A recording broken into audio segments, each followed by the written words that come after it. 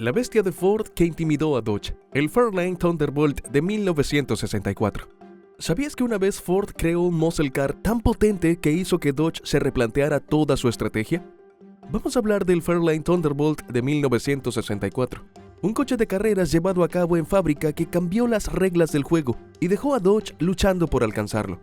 No te pierdas cómo el atrevido movimiento de Ford con el Thunderbolt sentó las bases para la guerra de los muscle cars.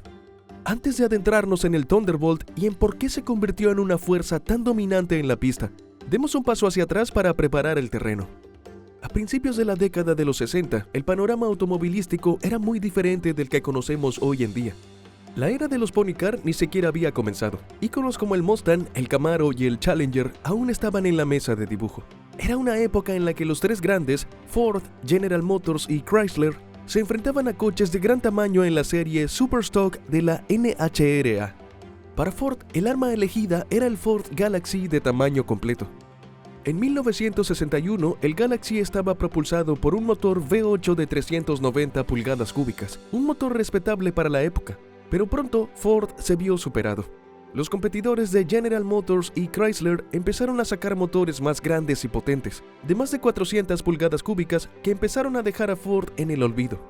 Reconociendo la necesidad de mantener el ritmo, Ford respondió en 1962 subiendo la apuesta con una versión de 406 pulgadas cúbicas del 390. Este nuevo motor llevó la potencia del Galaxy cómodamente por encima de los 400 caballos de vapor y de repente Ford volvió al juego, ganando carreras de forma más consistente. Pero el verdadero punto de inflexión llegó en 1963, cuando Ford introdujo la versión de 427 pulgadas cúbicas de su motor, sustituyendo al 406. Aquí es donde comienza realmente la historia del legendario Thunderbolt de 1964. El Galaxy Lightweight de 1963, equipado con el 427, era un coche rápido, sin lugar a dudas. Sin embargo, tenía un gran problema: el peso. Incluso con todos los esfuerzos realizados para reducir el peso, el Galaxy seguía pesando algo más de 3.400 libras. Para 1964, la NHRA fijó el peso mínimo de la categoría en 3.200 libras. Y esas 200 libras extra podían significar la diferencia entre ganar y perder. A pesar del potente motor del Galaxy, era demasiado pesado para dominar la competencia. Ford necesitaba una solución: un coche que pudiera aprovechar la potencia del 427 sin ser pesado. Y ahí es donde entra en escena el Thunderbolt, un coche diseñado específicamente para resolver este problema y ampliar los límites de lo que era posible en la pista de aceleración. Entra el Ford Fairlane, un coche que demostraría ser el arma secreta de Ford en la batalla por la supremacía de la NHRA. A diferencia del pesado Galaxy, el Fairlane era un coche de tamaño medio y contaba con una gran ventaja de peso. Totalmente descargado y seco, el Fairlane pesaba alrededor de las 3.000 libras. Esto significaba que con combustible, un conductor y un motor más grande bajo el capó, el Fairlane estaría mucho más cerca del límite de peso de las 3.200 libras establecidas por la NHRA, lo que le daba una ventaja significativa sobre los Galaxies más pesados. Pero aquí está el truco. Para competir con este Fairlane más ligero, Ford necesitaba fabricar 100 versiones de carretera con las mismas especificaciones para cumplir con los requisitos de la NHRA. ¿Y el mayor reto al hacer esto? Encajar el monstruoso motor de 427 pulgadas cúbicas bajo el capó del Fairlane. En aquella época, el motor más grande disponible para el Fairlane era un pequeño bloque de 289 pulgadas cúbicas, muy lejos del bestial 427 que Ford tenía en mente. Para que este ambicioso plan funcionara, los ingenieros de Ford tuvieron que ser creativos. Reubicaron la batería en el maletero, hicieron muescas en las torres de los amortiguadores y construyeron a medida un conjunto de colectores tubulares que tuvieran que colocarse de formas muy poco convencionales para poder meter el 427 en el vano motor. El espacio era tan reducido que la holgura era prácticamente inexistente, pero Ford no iba a dejar que eso los detuviera. Hablemos ahora del 427 en sí, un motor potente.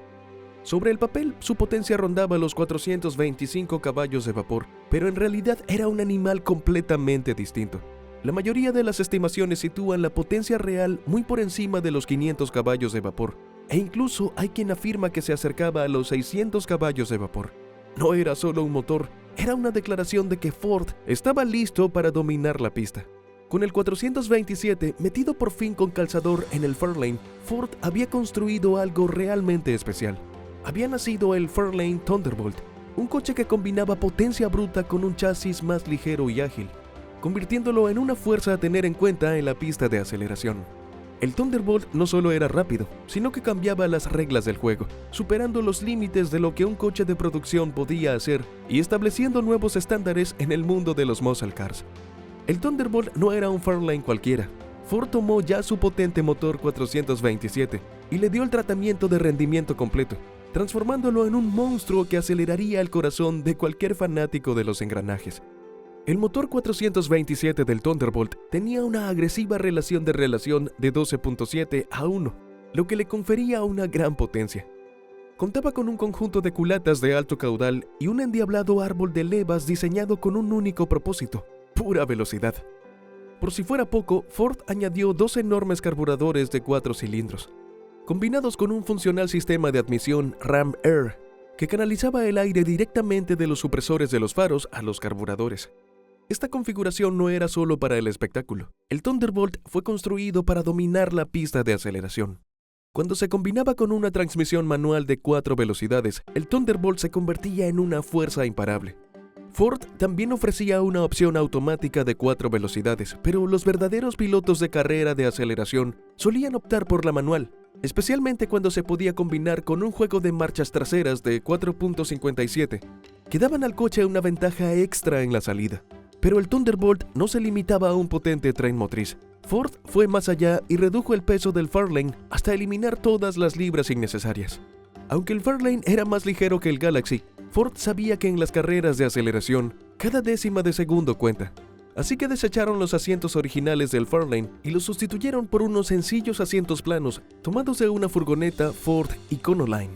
En el interior del coche se eliminó todo lo que no era absolutamente necesario. Se eliminó la radio, el material de insonorización, los parasoles, los reposabrazos e incluso el limpiaparabrisas del lado del pasajero. El Thunderbolt era más funcional que formal, y cada gramo ahorrado era una ganancia potencial en la pista. El exterior tampoco escapó a los esfuerzos de reducción de peso de Ford. El Thunderbolt estaba equipado con guardabarros, puertas y el icónico capó en forma de lágrima de fibra de vidrio ligera. Inicialmente, Ford incluso utilizó parachoques de fibra de vidrio, pero cuando la NHRA los declaró ilegales, cambiaron a versiones de aluminio. Los Thunderbolt de 1964 se construyeron sobre Fairlanes originalmente equipados con motores 289, porque esos modelos venían de serie con la indestructible trasera de 9 pulgadas de Ford, capaz de soportar la inmensa potencia y el abuso que estos coches estaban destinados a soportar. Ford se las arregló para construir apresuradamente las 100 unidades del Thunderbolt para cumplir los requisitos de homologación de la NHRA, con 50 coches equipados con el manual de 4 velocidades y los otros 50 con el automático. Los primeros Thunderbolt se pintaron en un llamativo burdeos, mientras que el resto salieron en blanco Wimbledon, el mismo color utilizado en el Shelby GT 350. ¿Pero todo este esfuerzo ha valido la pena? Absolutamente. El Thunderbolt no solo era rápido, era un cohete sobre ruedas. Estos coches eran capaces de hacer tiempos de 11 segundos en el cuarto de milla directamente desde la fábrica, con algunos de los mejores tiempos registrados en el rango de los 11 segundos. El tiempo más rápido documentado en la época fue de unos asombrosos 11.08 segundos a 128 millas por hora, una velocidad de vértigo para 1964. En su año debut, el Thunderbolt, conducido por el legendario Gus Ronda, se hizo con la corona de la categoría Top Stock de la NHRA, consolidando su lugar en la historia de las carreras de aceleración. A pesar de su dominio, el reinado del Thunderbolt fue efímero. En 1965, el panorama de las carreras había cambiado y los fabricantes se inclinaban por coches más pequeños y compactos, que acabarían convirtiéndose en los icónicos Pony Cars. El paso del Thunderbolt por la cima fue breve, pero dejó una huella imborrable.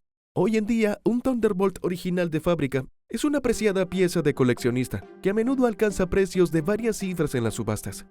Aunque se trata de una suma considerable, lo que se está comprando es una pieza única de la historia del automovilismo, que probablemente no volverá a verse en la carretera. Y ese es el legado del Ford Thunderbolt de 1964. Un coche que no solo cambió el juego, sino que también allanó el camino para la guerra de los muscle cars que vendría después. Si te ha gustado esta inmersión en el Thunderbolt, no olvides darle me gusta, compartirlo con otros aficionados y suscribirte al canal de YouTube de Rare Cars. No olvides pulsar la campana de notificación para no perderte nuestro próximo documental sobre los coches más fascinantes del mundo. Hasta la próxima, mantén viva la pasión por la velocidad.